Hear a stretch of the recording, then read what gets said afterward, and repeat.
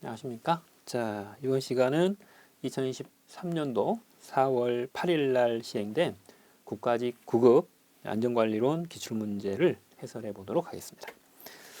앞에 보시면 이제 분석표가 붙어 있을 텐데요. 분석표를 보게 되면 약간 쏠림 현상이 나타났어요. 제1장 안전관리 제도에서 기출문제가 6문제나 출제가 되어 버렸습니다. 한 장에서. 나머지는 이제 두세 문제씩 골고루 출제가 되어 있어요. 그래서 문제가 약간 쏠리는 현상이 좀 발생이 됐고요. 이제 이렇게 되면 여러분들이 공부할 때 조금 신경을 쓰셔야 되는 부분이 이게 있구나라고 하는 생각도 하시게 되는데, 실제 이 출문제 전체를 쭉 보면요, 사실은 약간 좀 균등하게 거의 맞춰지는 분위기가 많아요.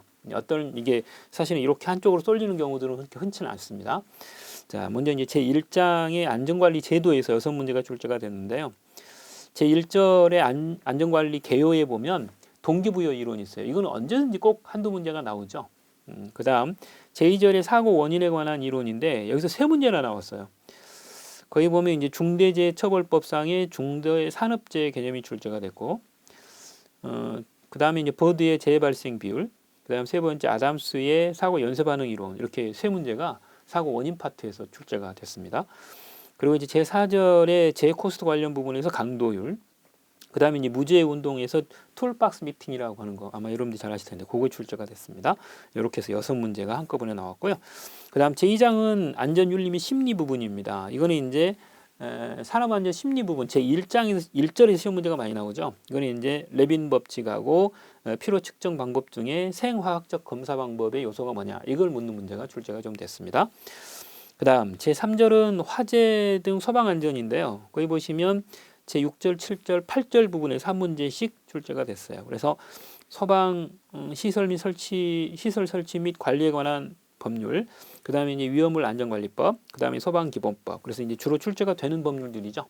이런 게 이제 한 문제씩 3문제가 출제가 됐고, 그 다음 제4절은 식품 및 안전, 생활안전입니다. 이건 이제 식품안전기본법이 여기서 가장 많이 출제가 되는 법률인데, 예상했던 대로 이제 정책 수립과 관련되어서 출제가 됐고, 그 다음 교통 관련 부분에서는 도로교통법에서 한 문제, 그 다음에 교통안전법에서 한 문제 정도 출제가 종종 되죠. 그래서 거기 보면 도로교통법에서는 요즘에 가장 많이 이용이 되고 있는 개인용 이동장치에 대해서 개념 문제가 출제가 됐어요. 그리고 교통안전법 시행령상에 교통안전도 평가지수를 계산하는 그 공식에 들어갈 말을 묻는 그런 형태로 출제가 됐죠. 그 다음 제6장은 테러방지법에서 출제가 됐는데 국가테러대책위원회에 대해서 뭐 어디에다 뒀느냐, 뭐 누구 소관이냐, 뭐 이런 거 묻는 그런 문제가 출제가 됐고, 그 다음에 제7장을 보게 되면 시설 및 생화학물질 안전입니다. 이거는 이제 시설물 안전 및 유지 관리에 관한 특별법 중에 제2종 시설물에 대해서 출제가 됐어요.